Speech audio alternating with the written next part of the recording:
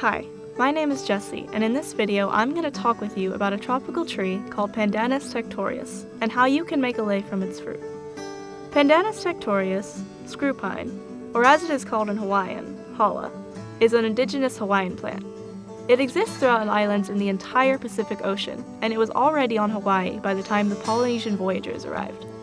In its natural habitat, hala can grow alone, or more commonly, near other indigenous and endemic plants, like ku and Prochardia.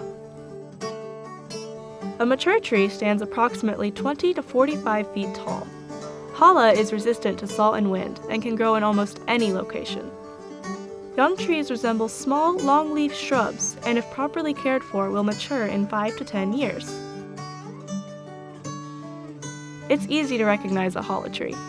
Tall bundles of pointy green leaves grow in clumps on the end of rounded branches that are striated by old leaves falling off and leaving scars on the bark of the tree. The short trunk stops up to 3 feet above the ground, where long roots stretch the rest of the way to meet the earth. Hawaiians had many uses for the hala tree. They used every part of the plant. The leaves were used for weaving, the fruit for food, and for making lei and paintbrushes. The roots were made into cordage, and wood was used as a building material.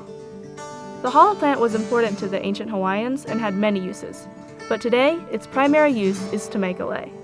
The tree grows in two forms, male and female. Male trees have attractive white flowers, and female trees have large orange fruits. Both the flowers and the fruit of the hala tree give off a ripe, fragrant odor.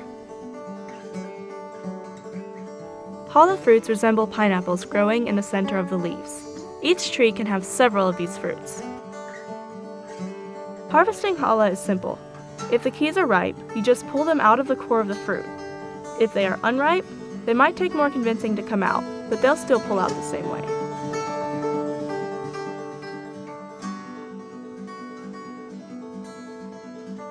They are made up of clusters of individual segments called keys, and each key contains the seeds of the plant. The keys are buoyant, and hala often propagates by seeds floating from island to island. The keys vary in size, amount, and color depending on the plant. The keys on this hala tree are green on the outside and bright orange on the inside. The outer part of the key is where the seeds are stored, and it's essentially a hard shell to protect the seeds inside. The hard outer casing gives way to the firm but pliable midsection of the key. This part is completely fibrous. The final segment of the key is the fleshy, edible end that is attached to the core of the fruit. This part of the fruit is what you use to make a hala lei. As you can see, it took several attempts for me to find out how the hala keys are formed and which part is best to use for making a lei.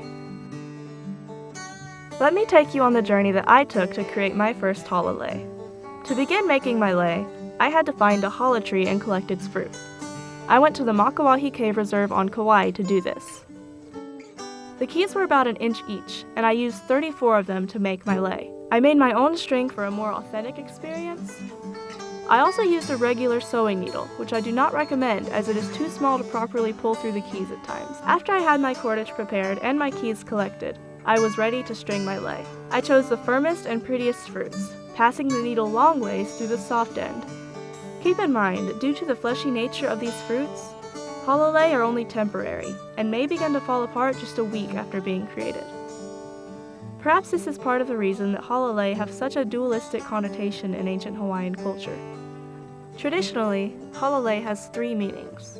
It can represent love, be a sign of bad luck or unluckiness in general, or represent good things to come when given at the start of a new beginning.